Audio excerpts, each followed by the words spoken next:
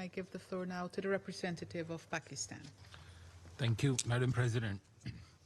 I thank ASG Miroslav Janča and OCHA Director Edem Vosornu for their briefings.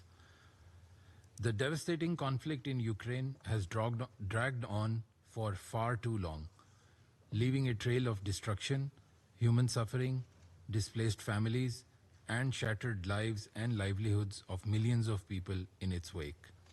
We remain deeply concerned by the continued humanitarian and security consequences of this protracted conflict. We note with regret the recent escalation seen in fighting between the two sides, with a disproportionate impact on civilians and civilian infrastructure.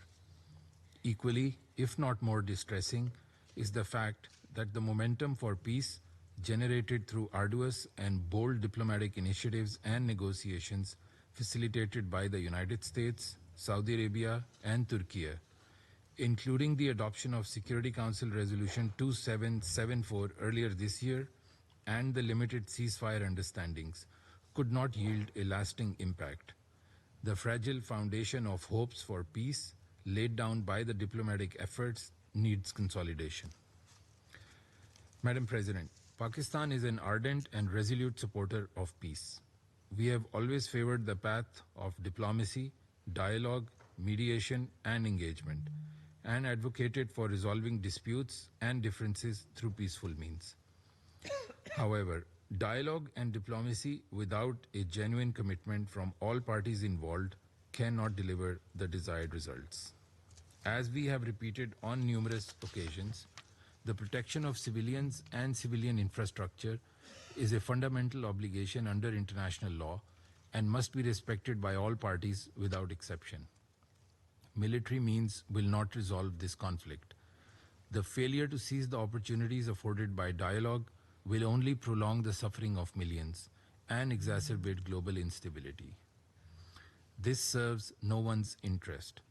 Pakistan reiterates its firm belief that only meaningful dialogue and diplomacy can deliver sustainable peace. We welcome the direct talks between the Russian Federation and Ukraine, including agreements on prisoner exchanges, as steps in the right direction. However, these efforts are being overshadowed by the escalating violence, something that should be avoided at all costs. We remain hopeful that both parties would redouble their commitment to dialogue, build on the existing frameworks to achieve a durable ceasefire leading to a lasting solution. Madam President, Pakistan's position on the Ukraine conflict has remained clear and consistent. From the outset, we have advocated for 1. Immediate de-escalation to prevent further loss of life. 2. Meaningful negotiations addressing mutual security concerns within the framework of the UN Charter. And 3. Inclusive and constructive diplomacy involving key regional and international stakeholders to pave the way for a just and lasting peace. In closing, Madam President,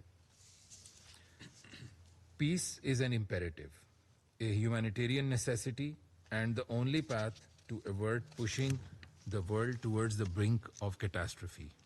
Pakistan reiterates its firm support for a peaceful resolution of this conflict and stands ready to back all efforts towards a peaceful resolution anchored in the principles of the UN Charter, international law, the relevant multilateral agreements, and which addresses the legitimate national security interests of all sides. I thank you, Madam President. I thank the representative of Pakistan for his statement.